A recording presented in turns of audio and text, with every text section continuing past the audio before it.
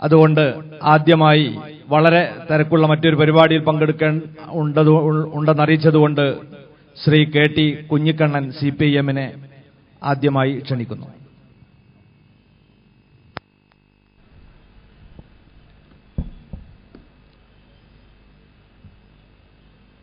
വേദിയിൽ സന്നിഹിതരായിരിക്കുന്ന രാഷ്ട്രീയ മത സാമൂഹ്യ രംഗത്തെ സ്നേഹാദരണീയരായ വ്യക്തിത്വങ്ങളെ, പ്രിയപ്പെട്ട സഹോദരങ്ങളെ,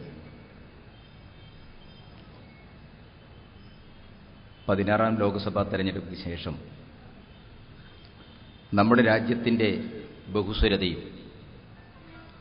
ബഹുസ്വരതയുടെ ഭരണഘടന ഉള്ളടക്കമായി നിൽക്കുന്ന മതനിരപേക്ഷതയും വലിയ വെല്ലുവിളികൾ നേരിടുകയാണ്. 2011 മതജാതി അധിഷ്ഠിതമായ ജനസംഖ്യാ സെൻസസ് നമ്മുടെ രാജ്യത്തിൻ്റെ ബഹുത്വത്തിൻ്റെ സങ്കീർണതകളെക്കുറിച്ചുള്ള ഒരു ഗവേഷണ രേഖ കൂടിയാണ്. ഇന്ത്യയിൽ സുപ്രധാനങ്ങളായി 6 മതങ്ങളുണ്ട്. ഭൂരിപക്ഷ മതമായിരിക്കുന്ന ഹിന്ദുമതത്തിലാവട്ടെ 3000 ജാതികൾ. ആ 3000 ജാതികൾക്കുമായിട്ട് 25,000 ഉപജാതികൾ. വളരെ കൗതുകകരമായൊരു നിരീക്ഷണം നമ്മുടെ സെൻസസ് കമ്മീഷണർ സെൻസസ് റിപ്പോർട്ട് അവതരിപ്പിച്ചുകൊണ്ട് നടത്തിയിട്ടുണ്ട്.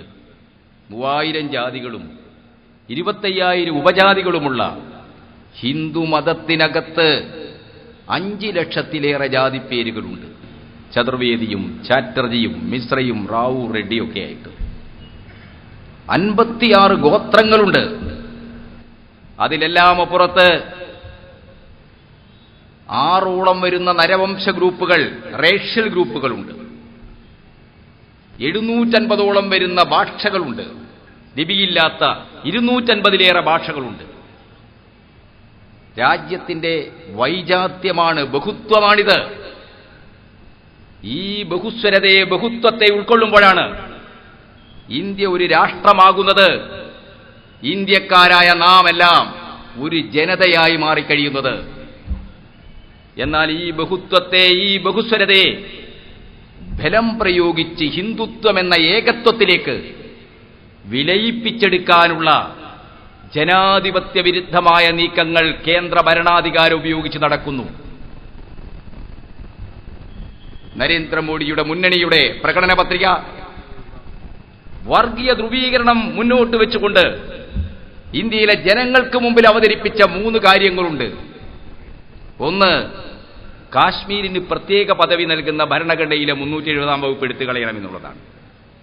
മറ്റൊന്ന്, ഏകീകൃത സിവിൽ കോഡ് നടപ്പാക്കണമെന്നുള്ളതാണ്.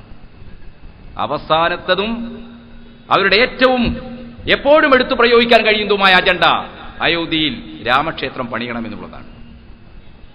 ഈ 3 അജണ്ടകളുടെ ഭാഗമായി ഇന്ത്യയിലെ നിയമ കമ്മീഷന്, ലോ കമ്മീഷന്, ആ ലോ കമ്മീഷൻ അംഗങ്ങളെ കുറിച്ചൊന്നും ഞാൻ പറയുന്നില്ല, ഗുൽബർഗ കേസിലെ കൊലയാളികൾക്ക് വേണ്ടി കേസ് നടത്തിയിട്ടുള്ള അഭിഭാഷകർ, അവരൊക്കെ ഉൾക്കൊള്ളുന്ന നിയമ കമ്മീഷൻ, ആ നിയമ കമ്മീഷനോട് നമ്മുടെ രാജ്യത്ത് ഏകീകൃതമായ ഒരു സിവിൽ കോഡ് ഉണ്ടാക്കാൻ ആവശ്യമായ അഭിപ്രായങ്ങൾ ആരായാൻ ആവശ്യപ്പെട്ടിരിക്കുകയാണ്. ചോദ്യാവലി തയ്യാറാക്കി കഴിഞ്ഞിരിക്കുകയാണ്.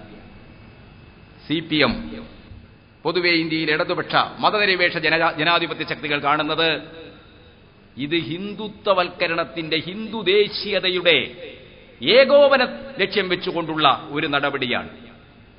അല്ലാതെ പലരും പറയുന്നതുപോലെ ഇന്ത്യയിലെ വ്യത്യസ്ത വ്യക്തി നിയമങ്ങളിലെ ലിംഗവിവേചനങ്ങൾ, സ്ത്രീവിരുദ്ധത അവസാനിപ്പിക്കാനുള്ള നടപടിയല്ല.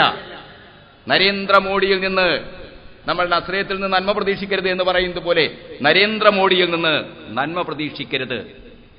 ഹിന്ദുത്വം എന്ന ഏകത്വത്തിലേക്ക് ഇന്ത്യയിലെ ജനങ്ങളെ, അവരുടെ വ്യത്യസ്തമായ വീക്ഷണങ്ങളെയും സംസ്കാരങ്ങളെയും സ്വത്വത്തെയും ഒക്കെ നിഷേധിക്കുന്ന ഏതൊരു നീക്കത്തെയും ജനാധിപത്യ മതനിരപേക്ഷമായ വിശാലമായ ഒരു വേദി രൂപപ്പെടുത്തിക്കൊണ്ട് പ്രതിരോധിക്കേണ്ടതുണ്ട്.